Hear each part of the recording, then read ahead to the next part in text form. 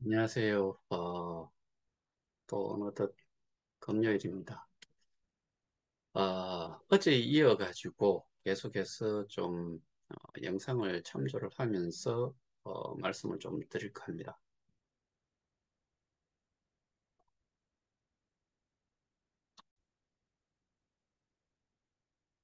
속도는 조금 빨리 해놨기 때문에 1.25배속인데, 자, 정리해 드릴게요. 마이닝 풀에 대해서는 다 말씀드렸죠. 이것은 US 달러 개념입니다. 마이닝 풀은. 안정적으로 성장할 수 있어요. 나홀로 재테크도 가능하고요. 나홀로 투자도 가능합니다. 내가 누구 소개하면 레퍼럴 보너스 나와요.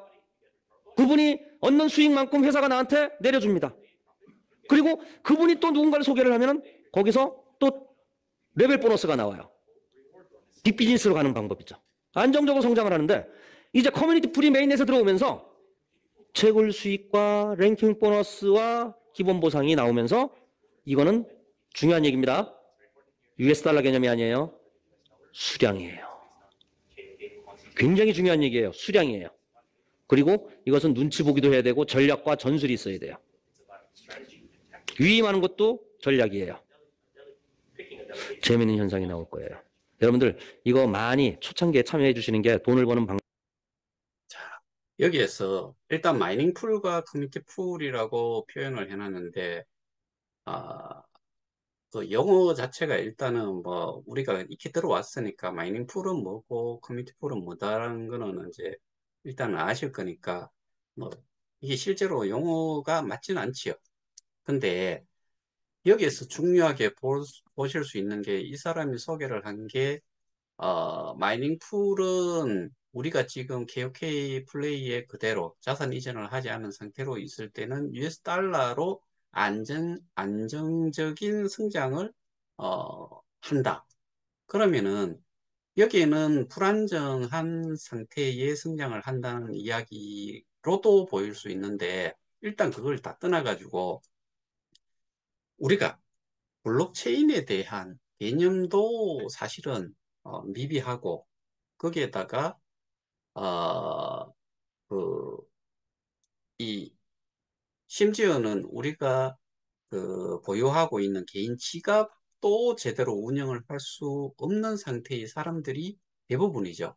그러면은 이 사람이 이야기했던 대로 우리 같으면은 대부분의 사람들은 안정적인 성장, 그 보상이 지금까지 이루어졌던 것들을 토대로 봤을 때는 옮길 이유가 전혀 없지요. 근데 커뮤니티 풀은 여기에서 뭐 마이닝 리워드, 이 마이닝 리워드라고 하는 게 여기에서도 마이닝 리워드라고 해놨어요.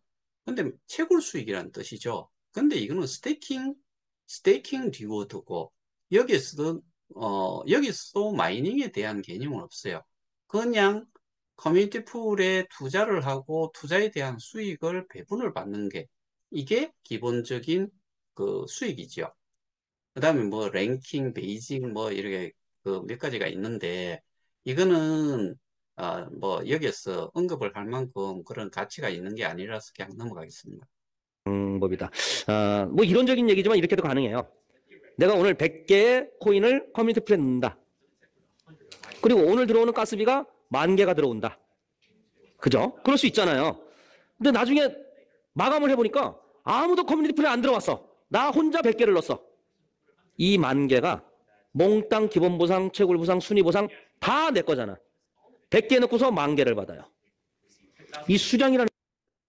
자, 금방 이야기한 게 그 이해를 하셨을 것 같아요. 뭐냐면은 내가 커뮤니티 풀에 투자를 하기를 내 혼자만 했다. 그러면은 여기에서 이야기한 대로 메인넷을 구동을 하면서 거기에 발생이 되는 게스비라든가 뭐 그게 트랜잭션들이 일어나 가지고 발생이 되는 게스비라든가 이런 수익이 내가 넣었던 것보다 10배가 되는 게 발생이 되더라도 아무도 여기에다가 커뮤니티 풀에 투자를 하지 않았으면은 결국에는 그거는 어, 여기에서 이야기하는 뭐 이게 아마 70% 이게 70%인가 그렇고 이게 20%인가 뭐 10%인가 뭐 그렇고 이런 식으로 되어 있는 거, 이 모든 것들을 아무도 없다 그러면은 10배가 되는 내가 투자를 해놨는 것보다 10배가 되더라도 내가 다 가질 수 있다. 근데 실제로 이 부분에서 우리가 이 말만 들으면 너무나 좋지요. 근데 가스비가 발생이 되냐는 거지요. 사람이 없어요.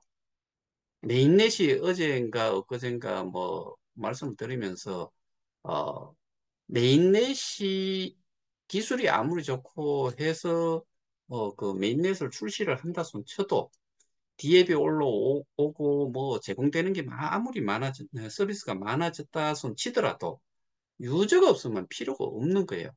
그러니까 쓸모가 없는 것이 되는 거죠.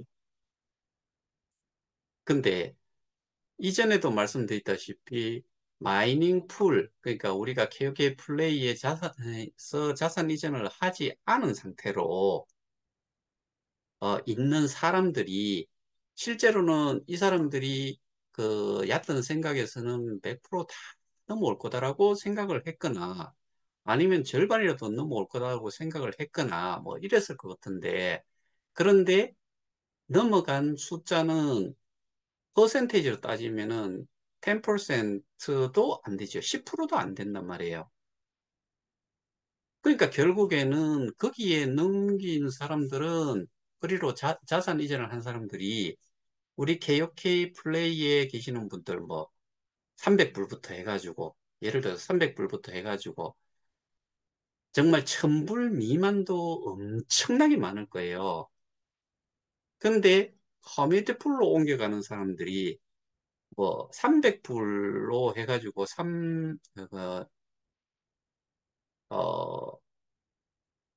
300불을 7로 나누면은 얼마예요? 47이 28. 한 4개 정도를 가지고 넘어갈 사람이 얼마나 되겠어요? 그러다 보니까 결국에는 커뮤니티 풀로 옮겨가는 사람들은 200% 수익이 거의 다 찼거나 아니면은 많은 수량을 가지고 있는 사람들이 커뮤니티 풀로 많이 넘어갔지요. 그러다 보니까 결국에는 사람이 많아야지 그걸 이용을 하고 뭔가 트랜잭션이 나더라도 일어나야 되는데 거기에 옮겨간 사람들조차도 트랜잭션은 고사하고 일단 많이는 옮겨놨는데 뭐 실제로 하실 수 있는 그런 역할들이 사실 없는 거지요. 그러다 보니까 여기는 지금 여기서 이야기했다시피 그런 그 수수료 뭐 가스비가 내가 100개를 넣었는데 10,000개가 생겼다. 10,000개를 내가 다 가져갈 수 있다. 이런 것들 다 포함해가지고 아무도 없으니까 이런 상황 자체는 발생이 될 수가 없는 거예요. 근데 역으로 여기에 지금 들어가는 사람들이 이 사람이 예를 들어 1,100만 개를 넣었다. 지금은 6억, 한 7억 개 정도가 된다. 그러면 이 사람이 받아갈 수 있는 수량도 몇 개 안 되고 7억 개를 가지고서 뭐 가스비가 예를 들어서 10,000개가 발생이 됐다. 7억 개를 10,000개로 나눠봐야 얼마나 내한테 올 거냐. 그 다음에 여기에 8만 명이 다 매일같이 트랜잭션을 발생을 시킨다고 치더라도 그게, 트랜잭션 피가 뭐 100개, 뭐, 아니, 100원, 이렇게 이야기했잖아요. 100원에 해당이 되는 수량을 계산을 하면은 그게 8만 명이 해가지고 뭐, 800만 원어치가 있다 손 치더라도 800만 원어치의 그 코인의 수수료로 생기는 것들을 나누기를 하면은 7억 개 정도로 7억 개 정도가 여기에 커뮤니티 풀에 들어온 투자금이기 때문에 N호분의 그 나누기를 해서 그거를 나눠 갖게 된다고 하면은 800만 원치를 아무리 나눠 가져봐야 아무런 의미가 없는 그런 수량 정도가 되는 거지요. 하는 거 중요하다는 얘기예요. 이미 커뮤니티 풀의 수량을 넣는 순간 코인 가격은 올라가요. 똑같이 100개 넣고 100개 받았다 하더라도 늘 때의 US 달러 개념과 나올 때의 100개 US 달러 개념이 다르다. 어때요? 거꾸로 됐지요. 7달러로 계산을 해가지고 커뮤니티 풀로 옮겼죠. 지금 얼마예요? KOK가 아닌 K스타로 바뀌었다 손 치더라도 지금 예를 들어서 그게 0.03달러다. 7달러가 0.03달러가 된 거예요. 근데 거기에 커뮤니티 프로에 넣음으로 해서 가격이 상승을 한다라고 했는데 아니지요. 그리고 이때는 KOK만 가지고 이야기를 했는데 지금은 뭘로 바뀌었어요? K스타로 바뀌었어요. 이것도 이 당시에 아예 뭐 그런 개념도 없는데 모든 것들을 다 아는 것처럼 이야기를 설명을 했는데 이거 어디 가서 했어요? 미국 뉴저지 가서 한 거예요. 훨씬 더 이익이다. 새로운 수익원이 또 만들어졌다, 우리한테. 그러면서 우리 K스타디움의 탈중앙화된 거래소, 머지리티 6월 달에 런칭합니다. NFT 풀, 덱스 꽝 됐지요. 머저리티 저기 안 올라왔지요. NFT 없지요. 게임 없지요. 아, 게임은 저기 뭐고 제너 드래곤 하나 있지요. 마켓플레이스, 게임, 각종 디지털 컨텐츠, 디지털 콘텐츠 뭐가 올라간 게 있어요? 없지요. 메타버스, 메타버스 가상도시, 없지요. 쇼핑, 쇼핑 없지요. 다 없어요. 가치가 있는 게 하나도 여기에 지금 이렇게 K 스테디움을 기준으로 해가지고 K 스테디움 안에 덱스 유니스왑 또는 뭐 그 저기 뭐죠? 아테네 스왑으로 해가지고 올렸다고 하는데 유니스왑 쪽에서 가격은 지금 뭐 그 홀더 수도 한 600명 수준. 머저리티 당연 안 올라왔고 NFT 게임 한 개, 디지털 콘텐츠 제로, 메타버스 안 됐죠. 이거는 메타버스 같은 경우는 지금 메타에서 그 뭐죠? 페이스북에서 하는 정도 뭐 이런 게 가장 강력할 거고 근데 이런 쪽에 브릿지로 연결을 해가지고 뭐 저기 들어갈 수 있느냐 이런 쪽에서 다 차단할 거예요. 그리고 이 그 뭐 예를 들면은 이드리움 같은 경우에도 브릿지를 연결을 하려 그러면은 그쪽에서 노 할 거예요. 저는 그렇게 봅니다. 모든 서비스 상품들이 우리의 메인넷에 다 들어온다. 이건 뭐야? 유저만 많아지면 돼요. 그렇게 되면 가스비 이익은 가스비 이익대로 더 상승하고요. 가스비 이익 말고도 이제 플랫폼의 영업 이익이 비로소 창출이 된다. 그러니까 많은 그러니까 플랫폼의 영업 이익이 창출이 되기 위해서는 일단은 디앱들이 제가 보기에는 딴 거보다도 디앱들이 많이 들어와야 되고 그 디앱 서비스를 이용을 하는 사용자들이 많이 들어와야 돼요. 근데 디앱이 일단 없고요. 디앱을 개발을 디앱이 들어올 수 있는 조건이 일단은 아무나 좀 들어올 수 있도록 퍼블릭 블록체인이 아예 안 돼 있어요. 그러니까 소스 코드를 아예 오픈을 하지 않으니까 뭐 여기를 안다순 치더라도 들어올라 그러면은 그 소스 코드를 모르는 상태에서는 개발을 한들 아무런 의미가 없지요.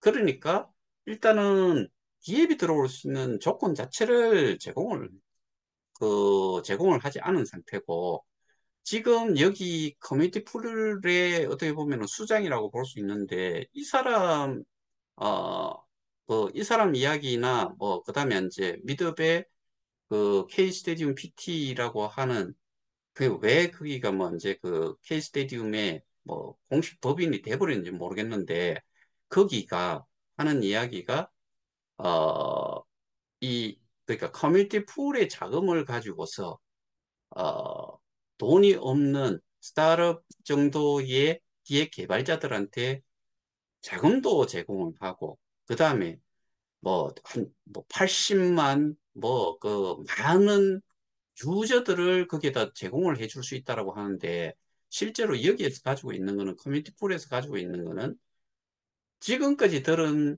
그 숫자로만 따지면은 8만 명이에요. 그게 다예요. 그리고 거기에 모여 있는 7억 개가 실제로 여기서는, 어떤 데에서는 이게 그 담보로 맡겨가지고 그 투자금을, 어, 뭐, 어떻게 보면은 담보 대출을 받아가지고 그런 기획 개발자들한테 제공을 하고 그 기획 개발이 됐는 게 성공을 하면은 그 수익금을 가지고서 이 사람은 100억 원을 이야기를 하던데 예를 들어서 그 케이스타나 뭐 KOK를 맡겨 놔놓고 100억의 담보물을 가지고서 100억을 빌려서 투자를 하고 그 투자의 결과가 성공적으로 됐을 때 그 100억을 다시 갖고 KOK를 담보를 풀겠다. 그래서 소각됐기 때문에 그 커뮤니티 풀에 들어가 있는 것들은 나오지를 않는다라고 하는데 케이스타나 KOK를 담보물로 잡아줄 때는 저는 없다라고 생각을 해요. 그리고 그만한 돈을 100억이라고 하는 그 정도가 되면은 제가 보기에는 그거 다 줘야 돼요. 근데 담보물이라는 거는 퍼센테이지를 그 담보 잡고자 하는 그에 그 훨씬 많은 양을 담보를 맡겨야 될 거예요. 그러면 다 맡겨야 될 거예요.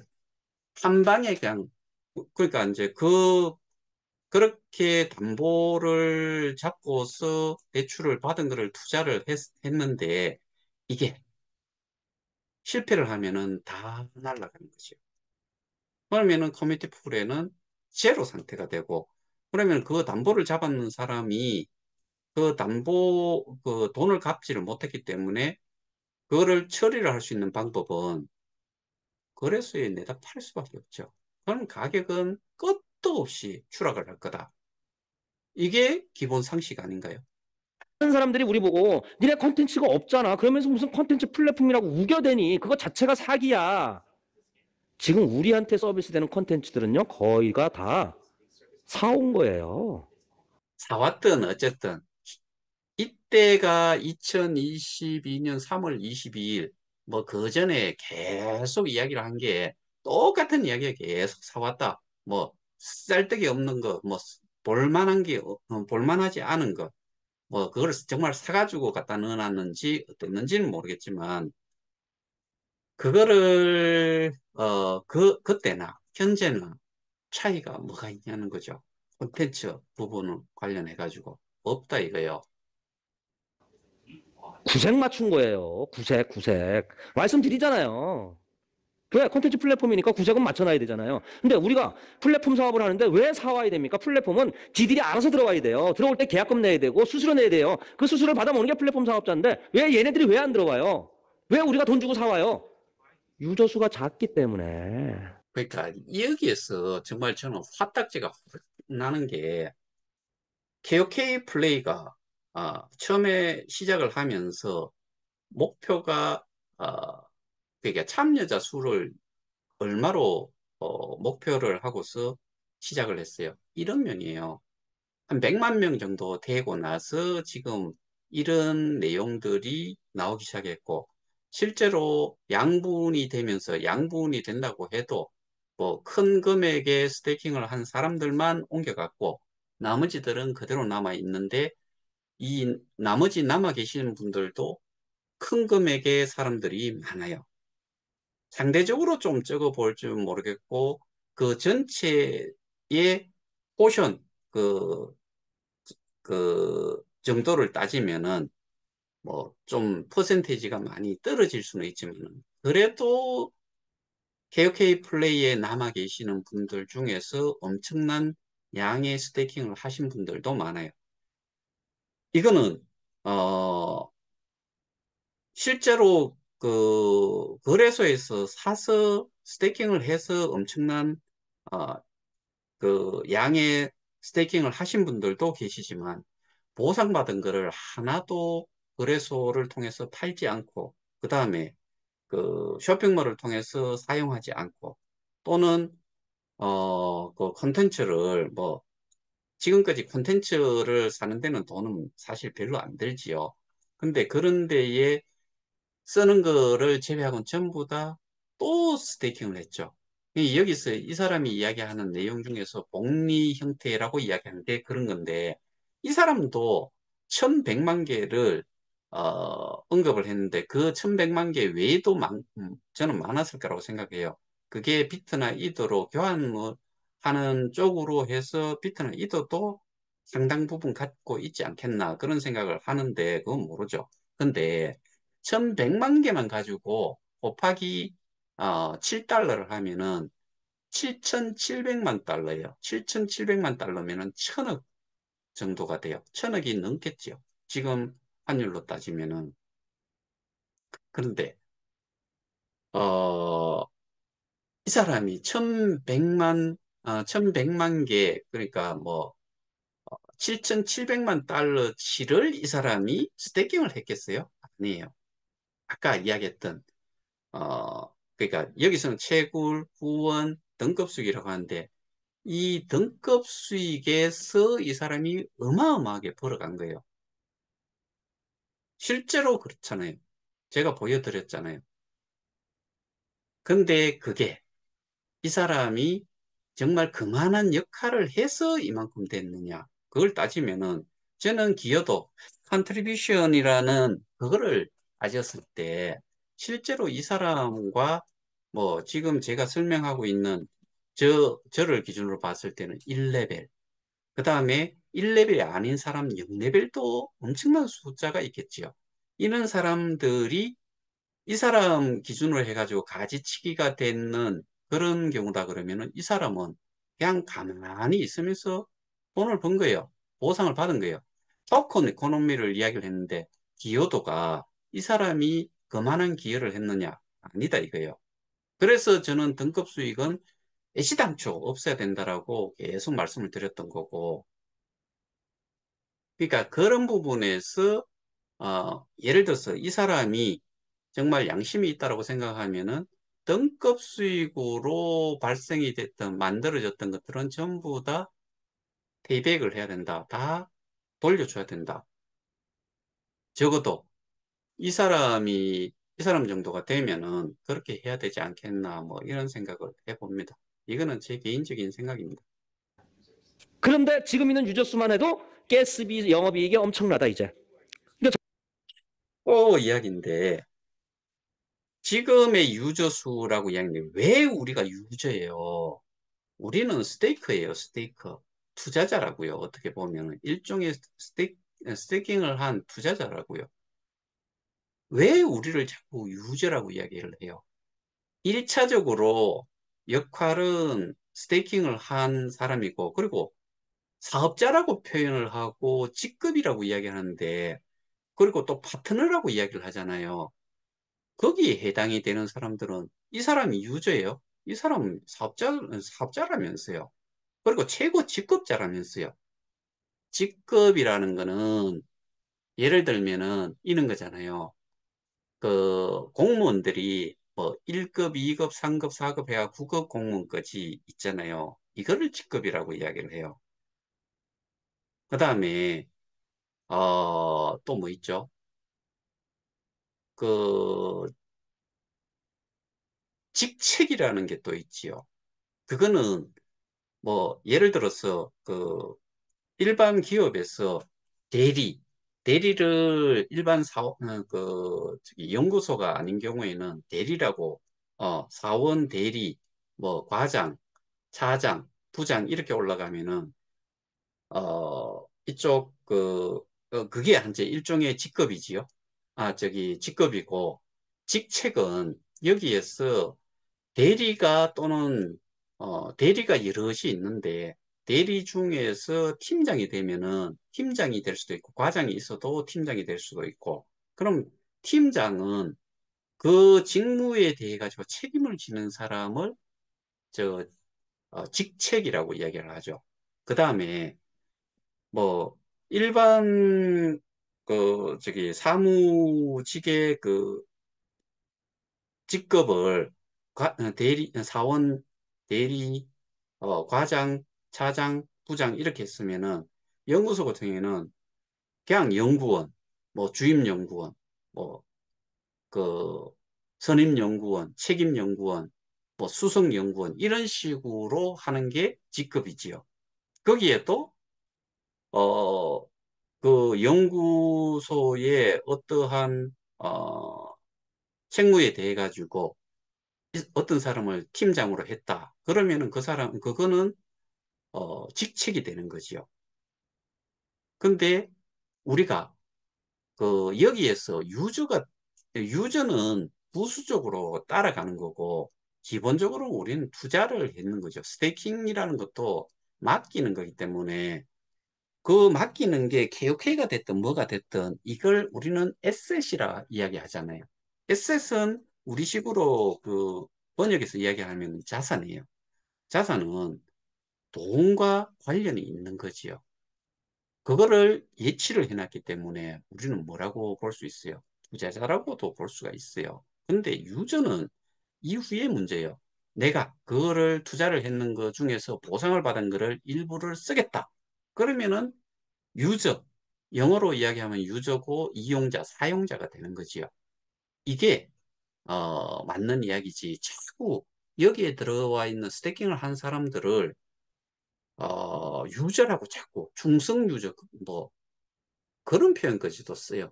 점점 유저가 많아지고 사용처가 많아지면 이 공급자들이 계속 들어올 것이다. 그럼 가스비도 더 많아지고 점점 많아진다. 이러면서 본격적으로 메인넷이 가동이 되지 않았는데도 5,000%가 상승했죠. 지금 가격이 한 5달러 내외로 떨어졌어요. 그래도 4,000%예요. 40배가 뛰었다. 40배가 뛰었다. 이거 우리 얘기 아니에요. 객관적으로 증명된 얘기예요. 작년에 1000% 이상 성장 1위의 좀 하세요. 트랜잭션. 뭐 저기 차트만 보면요. 반드시 40배 실패하십니다. 뜬 거 맞고 거래량에서 다 좋아요. CRO 토큰이라고 이런 이거 거는 메인 별 의미 없는 1등 이야기예요. 페이먼트 토큰으로 가겠다. 자, 결제 토큰 1등 페이먼트 토큰으로 가겠다. 이 모습을 이제 금방 아실 수 있을 거예요. 더나인 컴퍼니 키오스크 업체를 인수를 했죠. 이제 전 세계에 퍼집니다. 이미 많은 나라 키아스크를 인수를 할 수 없죠. 키아스크와 계약을 해서 어떠한 이런 키아스크 그 서비스를 받을 수 있는 거지요. 인수를 누가 해요? KOK가요? 그리고 주식회사 미디움도 했대요. 아니에요. 많은 도시에 퍼져 있어요. 여기에 KOK가 결제용 토큰으로 시스템이 호환이 될 겁니다. 이미 됐습니다. 이미 됐대요. 근데 구동이 돼요? 하나도 되지 않아요. 이거는 시뮬레이션 뭐 해놨는 정도. 이거를 한 개를 사가지고 뭐 그쪽에서 운영을 했다라고 하면은 이렇게 할 수도 있을지 모르죠. 자, 핸드폰을 열어서 QR코드를 갖다 대면 즉시 결제가 됩니다. 최고의 결제 속도가 탑재가 됐기 때문에 기다릴 필요가 없죠?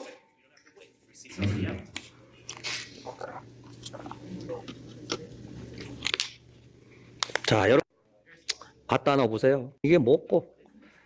어쩌면요. 제가 잠깐 들은 얘기인데 내가 이것을 키오스크를 유치를 했잖아요. 필요 없는 전 이야기죠. 세계에서 물론 측정 기구마다 조금씩 틀리긴 합니다만은 전 세계에서 그래도 3위에서 7위 이내는 항상 있는데요. 여기에서 한 개 빠졌는 여러분들, 게 바이비트지요. 여러분들이 바이비트, 어떤 코인에 대해 봐야 돼요. 얘네가 도둑 상장했어요. 시기만 바이비트. 남았어요. 자, 이건 또 다음 아마존이고 우버고 넘어갈게요. 페이스북이 내가 암호화폐로 이 블록체인 네트워크 생태계에 참여를 해요. 스테이킹 고정시키는 겁니다. 그러면 이 생태계 KOK 생태계가 K스타림 생태계가 견고해지고 촘촘해지고 확장돼 나가는 거예요. 기여를 했으니까 토큰으로 비트코인처럼 보상받는 거예요. 단순해요. 보상받은 걸 가지고 이 안에 있는 쇼핑을 하든 게임을 하든 여행을 가든 네, 내가 이용을 하든가 그런 거 싫어. 나 코인으로 갖고 있을래 거래소에. 아니면 현금화해서 생활비로 쓸래. 쓰면 되는 거예요. 그러면 거래소에서 사고팔고가 이루어지죠. 유통 가치가 커지는 거예요. 그것도 아니면 내가 다시 보상으로 받은 것을 기여할래. 이게 바로 토큰 이코노미입니다. 한 명이 이렇게 하는데 이 한 명이 2명이 되고 200명이 되고 2000명이 되고 2억 명이 된다. 여기서 이제 네트워크 효과라는 게 있어요. 매트 칼체의 법칙입니다. 통신 네트워크 전문 기술자가 만든 이론인데 처음에 통신 네트워크를 설비할 이거는 그냥 때는 돈이 많이 넘어가겠습니다. 들어갑니다. 재주는 한국이 부리고 돈은 떼놈들이 벌어가는 형국이에요. 그래서 이들과 다른 플랫폼을 만들겠다. 좀 더 공정한 플랫폼을 만들겠다. 그러려면 공정한 기술이 있어야 된다. 블록체인이다. 법정화폐를 사용해서는 도저히 이들을 이길 수가 없다. 그래서 우리는 암호화폐를 사용을 합니다. 이렇게 됐을 때 얘네들은 우리의 지적재산권 IP를 막아줄 수 없지만 블록체인은 위변조 불법 복제를 막아줄 수 있습니다. 당연하죠. 민주적이죠. 얘네들은 모든 게 갑질이에요. 비공개입니다. 매출도 공개하지 않아요. 내가 만든 콘텐츠가 얼마나 매출을 했는지 알려주지 않고 돈만 알아서 줍니다. 주는 대로 받아요. KOK 플레이도 한 번도 그런 저기 사업 성과 결과에 대한 부분을 한 번도 공개한 적이 없지요. 자, 이건 넘어가고요. 미디어, 블록체인의 철학을 전달하다. 그리고 한국식으로 발음하면 신뢰, 믿음을 의미할 수 있고요. 여기서 나오는 um은 이더리움을 반드시 이기겠다. 이런 철학이 있습니다. 미디움 파운데이션이 KOK를 작년 4월에 인수를 했고요. 조폐공 미디움 파운데이션이 지난 4월에 인수했고 이렇게 이야기를 해요. 근데 미디움 파운데이션이라는 것 자체가 잠깐만 이어서 미디움 파운데이션이라고 이야기했나요? 미디움 파운데이션이 KOK를 작년 4월에 인수를 했고요. 조폐공사, 도로공사. 이거 KOK에서 이 사업한 거 아니에요? 주식회사 미디움에서 한 거예요. 근데 자꾸 조폐공사, 한국은행, 부산은행, 도로공사에 전화를 하고 메일을 보내가지고 근데 미디움 한국적폐공사 블록체인 테스트베드 구축한다. 근데 이거 뭐 실제로 MOU를 맺었는지 그런 거는 모르겠는데 아예 이게 해당 사항이 없었지요. 근데 이 사람은 지금 계속 여기에서 또 벌써 먼저 나온 게 미디움과 KOK 이렇게 아까 보셨던 어, 여기에서 보시면은 이렇게 조인을 해놓은 걸로 그러니까 다른 게 뭐 미디움 파운데이션이 나타난 것도 아니고요.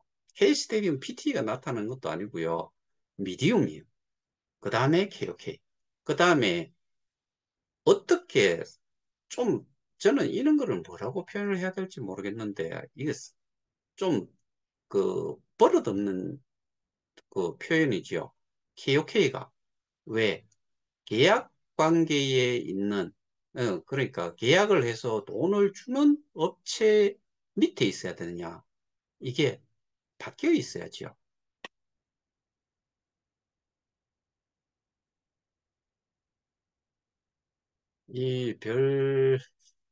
이거는 일단 좀 넘기고요. 에는 NHN에너지부터 테슬라 코리아는 유력 기업 15개사가 입주할 예정인데요. 이번 비즈니스 센터 건립을 통한 주변 상권 활성화와 일자리 창출 등 이 모든 것들이 기대되고 있습니다. 이윤님. 요거는 기본적으로 그 BIBC는 일단은 BIBC 관련해서 MOU를 체결한 게 아니고요. 그 영회 그러니까 부산시가 블록체인 특구로 지정이 되어 있는데 블록체인과 관련된 사업을 하는 업체들의 본사를 이 부산시로 이전을 하겠다는 일종의 MOU를 체결을 한 게 지금 이 뉴스예요. 그런데 BIBC와 관련해 가지고 언급을 해요.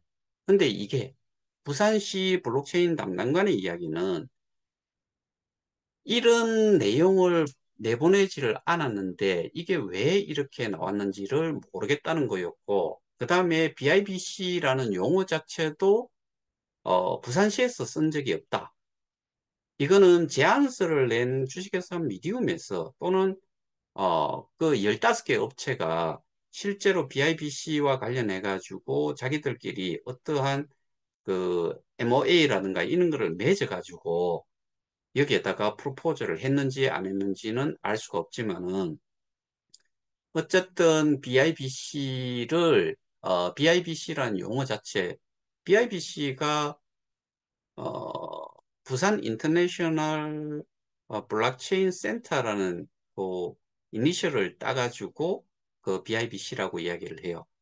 그거와 관련된 건데 실제로는 어, 여기에서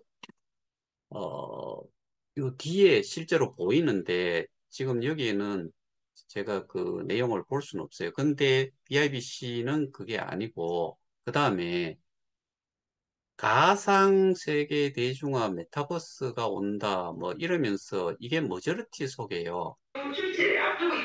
미디움 자회사인 머지리티 법인장입니다.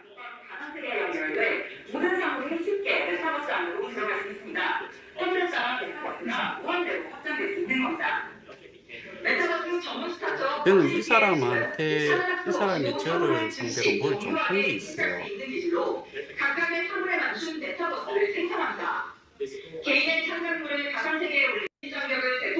결론적으로 이야기하면은 이거 지금 이 시점이 이 사람이 22년 3월 22일에 이야기를 하고 있기 전에 나왔으니까 이런 영상이 있겠지요.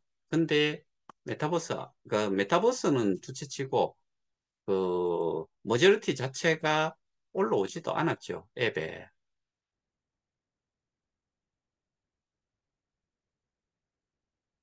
근데 여기에 또 그 머저리티 회사 명대표라는 사람하고 여기에 김이장이라는 사람하고 여기 보면은 김판종 머저리티 의장이라고 또 돼 있어요.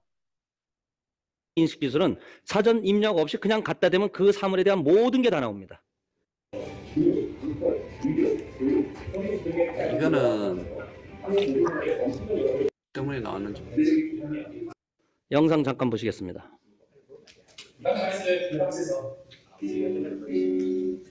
메타버스에서 보자라고 이야기하면서 이 영상도 한번 접해 보셨죠?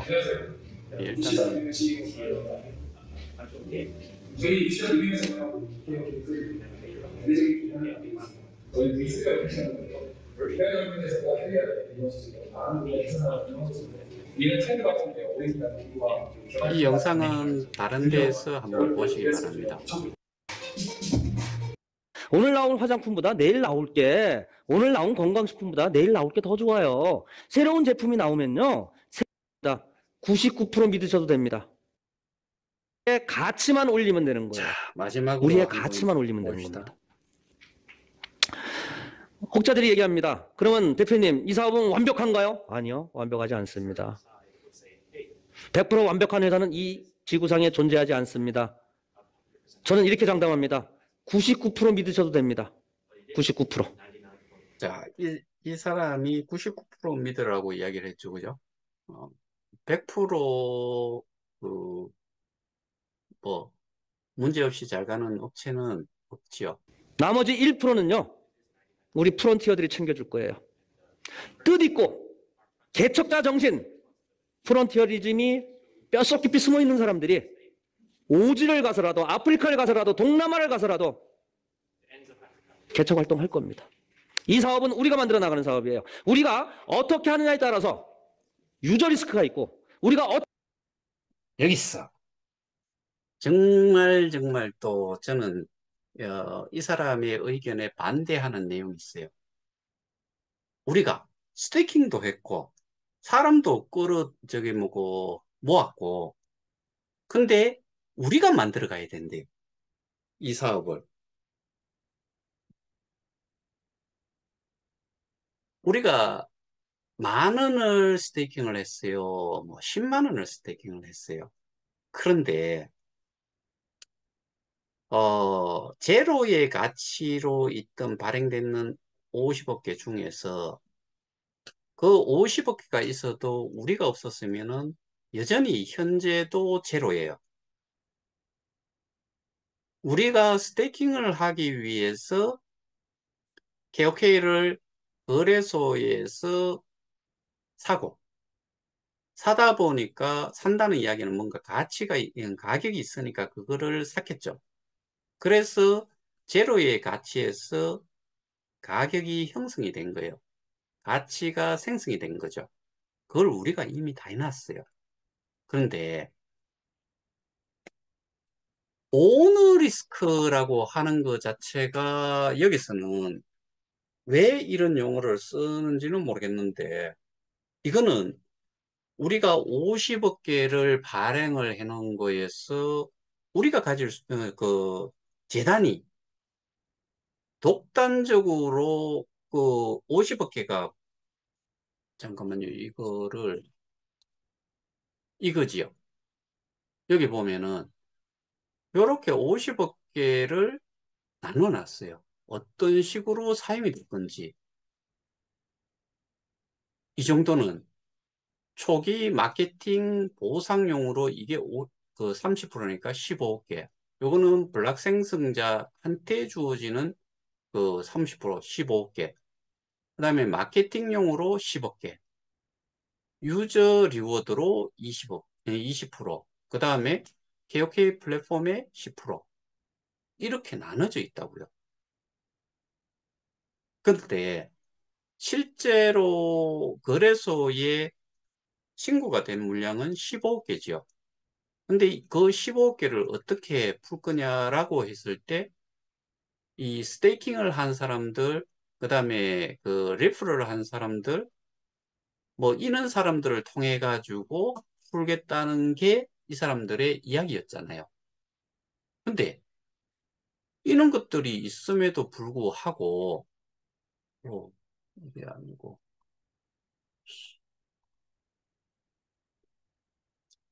유저 리스크, 오너 리스크 또는 유저 리스크를 언급을 하는데 실제로 이거와는 그 별개의 것이죠. 그리고 유저가 우리는 실제로 유저라기보다는 스테이크들이죠. 투자를 한 예치를 한 사람들이죠.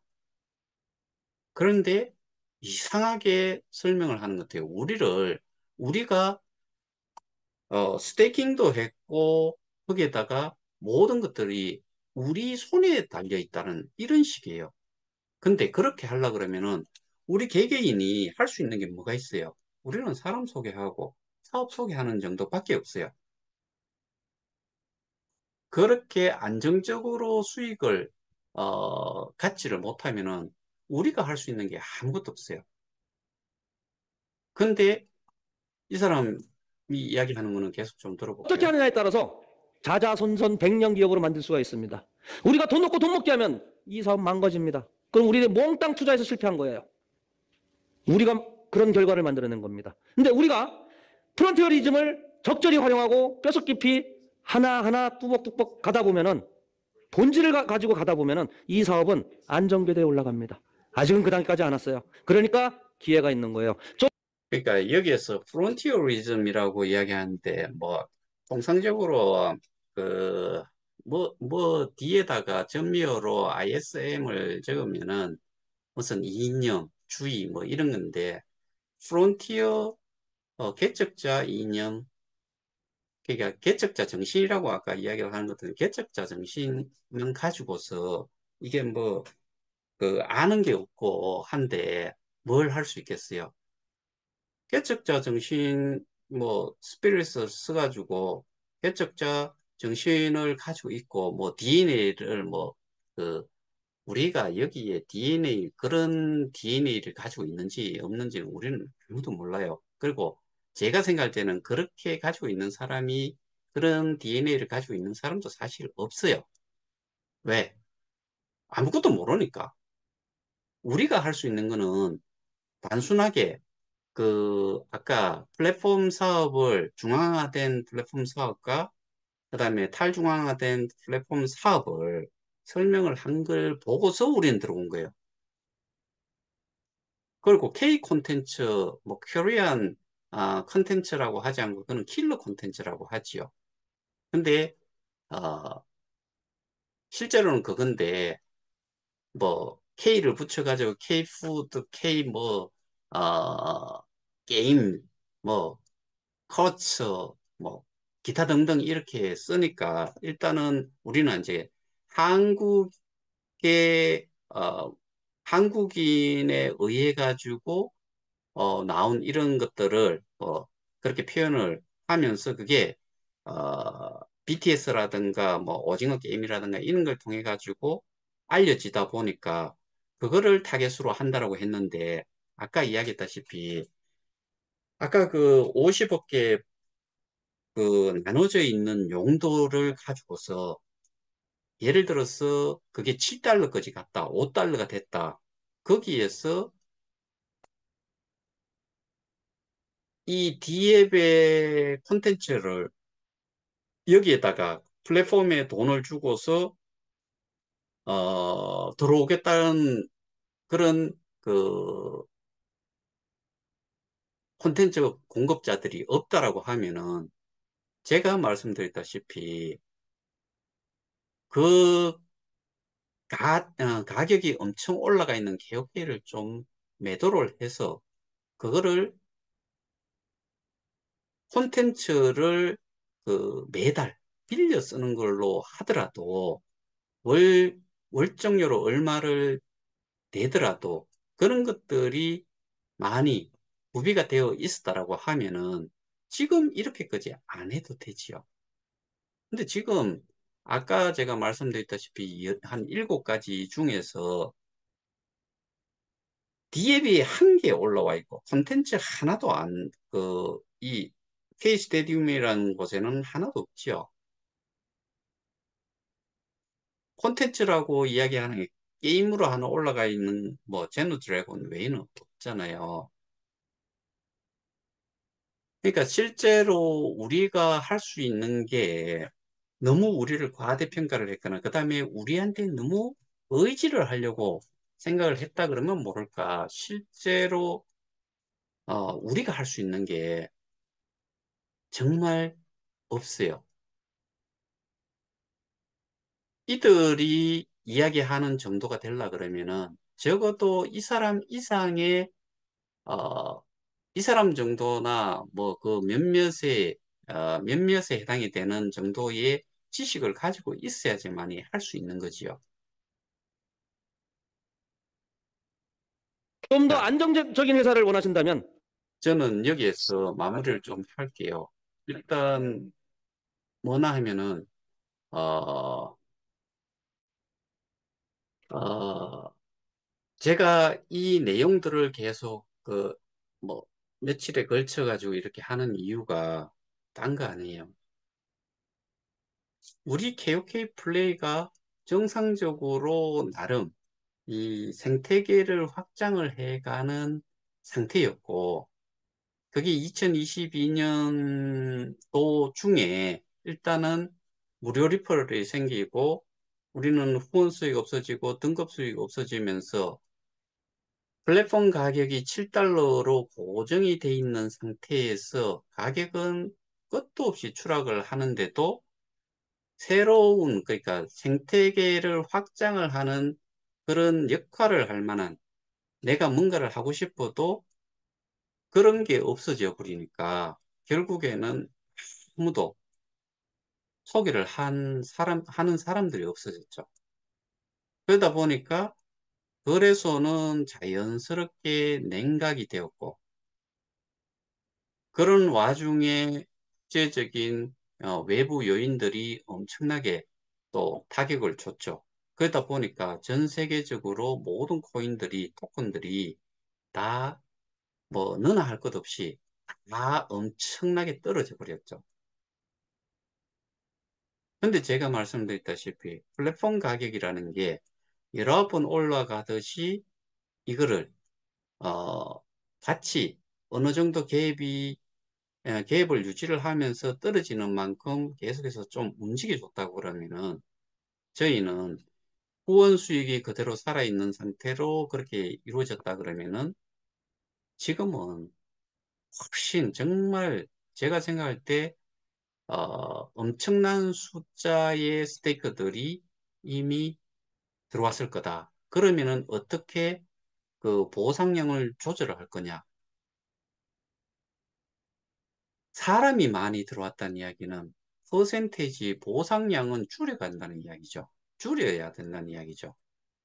그러면은 플랫폼 가격, 뭐고, 그, 플랫폼 가격은, 거래소 가격과 플랫폼 가격은 어느 정도, 이 갭을 두고서 움직이겠지만은, 그 대신에 그 보상률을 예를 들어서 옛날에는 12%도 있었다면서요. 뭐 9%도 있었고 7%도 있었고 근데 제가 지금 알고 있는 거는 거의 한 3.8% 정도 되는 걸로 알고 있어요. 사람이 퍽퍽 늘어나고 그렇다고 하면은 이 그 보상률을 3.8%가 아닌 뭐 2%를 할 수도 있고 1%를 할 수도 있어요. 근데 뭐가 또 살아나야 돼요? 돼요. 후원 수익이라는 부분이 또 살아나야 돼요. 그러면은 그거는 3.8%에서 1%가 됐다 그러면은 후원 수익도 마찬가지로 3.8%에서 1%로 내가 받을 수 있는 거는 그렇게 될 거예요. 근데 실제로 제가 그 보여드렸다시피 송가병 씨가 받았던 2020년 10월 달인가 6만 6천 몇백 개가 하루에 등급 보상으로 받은 거 있죠.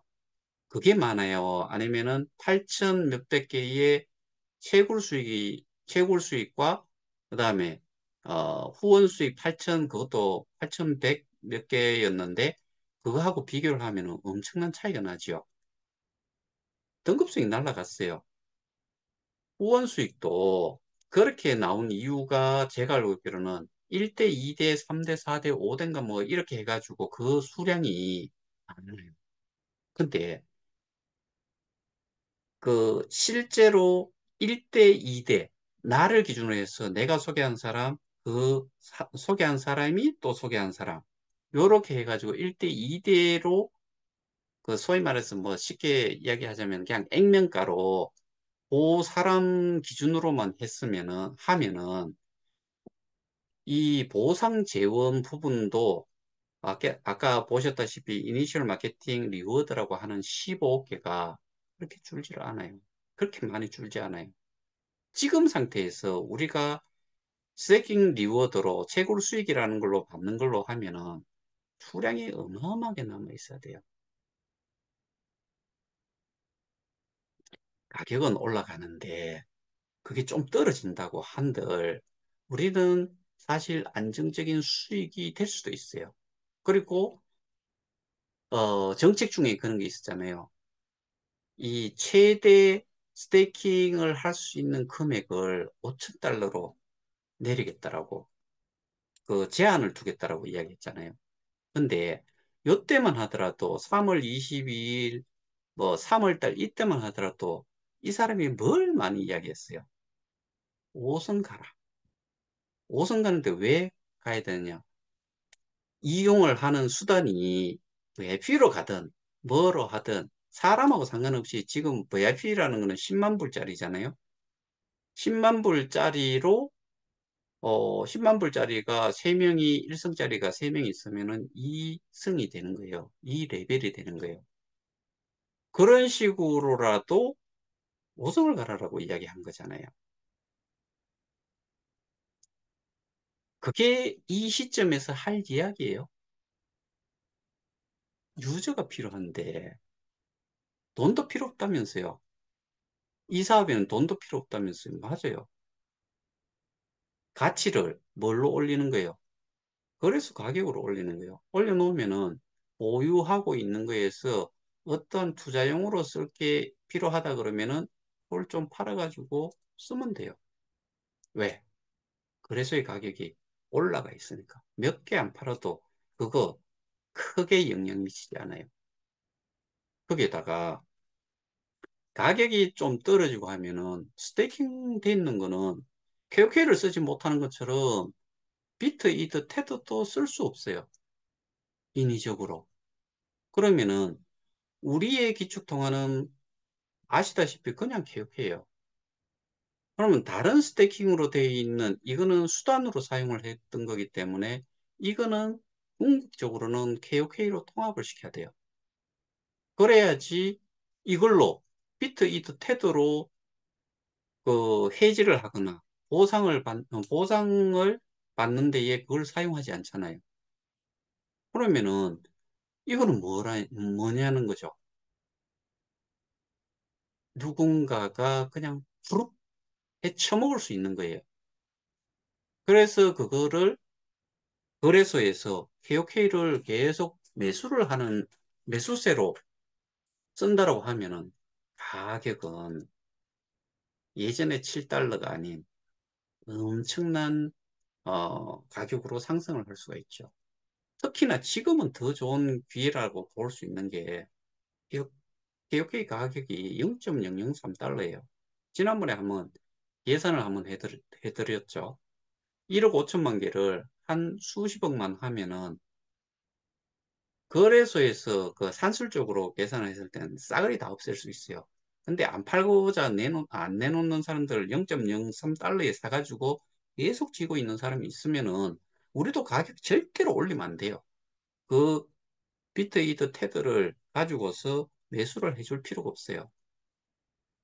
조금 이게 매수세가 있는 걸 보고서 거래소에 있는 사람들이 트레이딩을 하던 사람들이 저기에 좀 거래량이 많구나 그래가지고 거기에 달라붙어 가지고 매수를 해가는 경우도 생길 거고 근데 그런 것들이 최대한 그 가격대에서 이루어진 것들은 그 가격대에서 소진이 되도록 그거를 뭘로 다 매수를 하느냐 우리 걸로 우리가 스태킹 해놨던 비트나 이드 뭐 비트나 이드 손도 댈 필요도 없고 지금 ETF 현물 ETF 승인이 비트 이드 둘 다 났잖아요. 그러면은 USDT도 있어요. USDT 가지고 차곡차곡 사가지고 없애버리면은 US 저기 비트 이더의 가격이 뭐 7만 8만 달러가 되고 비트코인이 뭐 지금 한 4천 달러가 채 안 되는데 4천, 5천, 6천 달러가 되면은 그거는 그냥 보유를 해야죠. USDT는 스테이블 코인이에요. 예전이나 지금이나 가격이 거의 1달러예요. 그 개수가 어마어마하게 있어요. 그걸 가지고서 매수를 하면 돼요. 오케이, 오케이. 그러면은 예를 들어서 한 3, 40억이 필요하다. 그러면은 한 300만 불치 사면 돼요. 눈에 보이지도 않는 정도의 양이에요. 저희가 USDT를 스태킹을 한 금액을 보면은 그러면은 그 정도만 가지고서 거래소에 나와 있는 게 1억 5천만 개 정도를 날려버릴 수가 있어요. 그게 전부 다 있을 필요가 없다.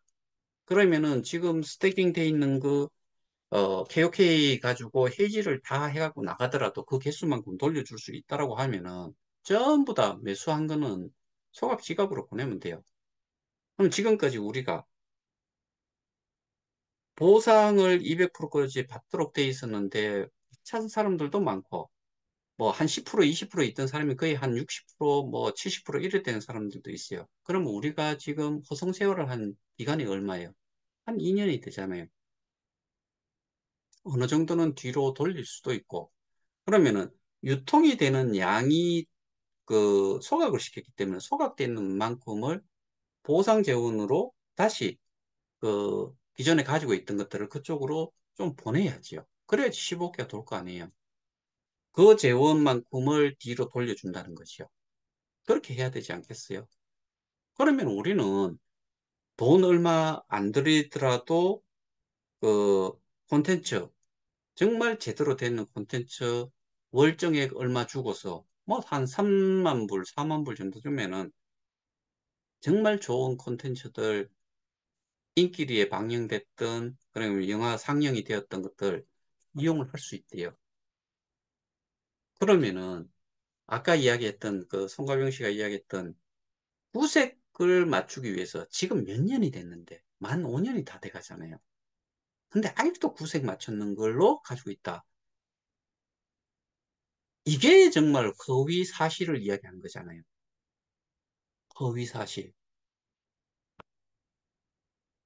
그래서 그런 부분에 대해 가지고는 우리가 아, 콘텐츠를 올리는 부분에 대해 가지고는 히트, 이드, 테드를 어차피 그거 저기 KOK로 통합을 하는데 일부분은 우리가 그런 콘텐츠들을 장기적으로 언제까지는 좀 사용을 할 수 있는 그런 용도의 투자금으로 좀 쓰자라고 결정이 나면은 그거를 이용을 할 수 있는 거죠. 한 달에 3만 불, 1년이면 36만 불, 뭐 운영비, 그 다음에 서버 그 이용료 뭐 이런 것들 다 합쳐가지고 그 예를 들어서 한 달에 한 30만 불 들어간다고 치면은 360만 불이면은 한 40억, 50억 정도 되면 1년을 살 수가 있어요. 그리고 거기에서 콘텐츠를 이용을 하는 사람들이 정기 구독권을 사든 뭐를 했든 그 구독료들이 또 들어올 거 아니에요. 그거는 뭐예요? 결국에는 다음에 또 다른 그 저기 리스비로 우리가 이제 그 월정료로 얼마를 회시해 준다고 하면은 그 월정료를 그걸로 또 납입을 하면 되는 거지요. 그럼 그 정도 들지 않아도 되는 거지요. 이렇게 갈 수 있는 거를 옛날이나 지금이나 했던 말 또 하고 해가지고 결국에는 가격이 아까 뭐 그 차트를 보면은 차트 이야기를 안 했는데 이 그 한 4,899%인가 뭐 그렇게 돼 있던 5달러 정도를 기준으로 봤을 때 0.14달러로 시초가가 됐으니까 그 기준으로 하면은 뭐 그 정도 올랐다네요. 거기로 다시 회귀를 해야 될 거 아니에요. 그러려 그러면은 근데 그 사람은 계단식으로 우상향한다라고 이야기했어요. 다른 데는 그런 거 없는데 여기는 그걸 하고 있다 그랬어요. 실제로 지금 완전히 엉망진창이 돼버렸죠. 그 부분을 제가 한번 보여드리고 넘어갔어야 되는데 그걸 넘어가 버렸네요. 이 내용 한번 직접 보시면은 그거를 아실 수가 있어요. 그래서 제가 며칠에 걸쳐 가지고 뭐 운영사에 대한 부분도 마찬가지고 그 다음에 이 송가빙 씨라는 사람이 이야기한 것도 마찬가지고 이전에 과거에 이렇게 이야기를 했는데 그게 현재에 와가지고 어느 정도가 실제로 실현이 됐느냐 이거를 한번 되짚어 보자라고 제가 내용을 띄운 거예요. 우리는 그만큼 능력이 있어가지고 내가 투자도 해놓고 내가 활동적으로 해가지고 이 사업을 살린다. 이런 개념보다는 우리가 할 수 있는 거는 구독할 수 있는 거 구독해주고 쇼핑몰 이용해가지고 이 토큰을 이용을 함으로 해서 지불수단으로서 이용이 되고 이렇게 순환을 시키는 토큰 이코노미의 한 일원으로서 역할은 할 수가 있어요. 근데 토큰 이코노미가 그냥 이야기상으로는 그거예요. 저 사람이 이야기하는 거는 기여도에 따른 정도, 그냥 그 정도만 이야기를 하는데 토큰이 돌아다니도록 하는 게 결국에는 경제 활동이잖아요. 그걸 누가 해요? 보상받은 우리가 하고, 소개를 함으로 해가지고 보상받은 거를 우리가 사용을 하고, 거래소로도 내보내고, 거래소로 내보내면 또 거래소의 다른 사람들도 그 토큰에 접근을 하고, 이렇게 만들어지는 거를 광의에 어떻게 보면은 토큰 이코노미라고 볼 수 있는 거죠.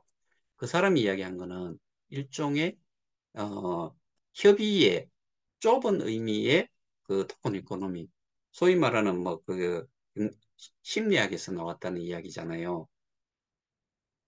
근데 그런 게 토큰 이코노미가 아니고 실제로는 토큰들이 다 이렇게 순환이 되도록 그 전체를 토큰 이코노미라고 볼 수 있는 거죠. 그리고 나중에 가면은 최영기 이사장이 그 어, 내놓은 블록체인 경제라는 책자를 소개를 해요. 근데 거기서도 분명히 블록체인 경제라고 이야기해요. 근데 프로토콜 경제를 이야기하는데 프로토콜 경제라는 걸 블록체인 경제와 같은 의미로 이야기를 한 건데 실제로 프로토콜 경제라고 이야기하는 거는 어, 박영선 장관 외에는 없지요. 그 다음에 가장 프로토콜 경제를 많이 이야기한 사람들이 이 고레벨이라고 이야기했던 사람들, 그 사람들이 뭐 정채연인가 그 젊은 여자도 프로토콜 경제를 이야기를 해요. 근데 다른 사람들은 그런 식으로 표현을 하는 것을 저는 보지를 못했어요.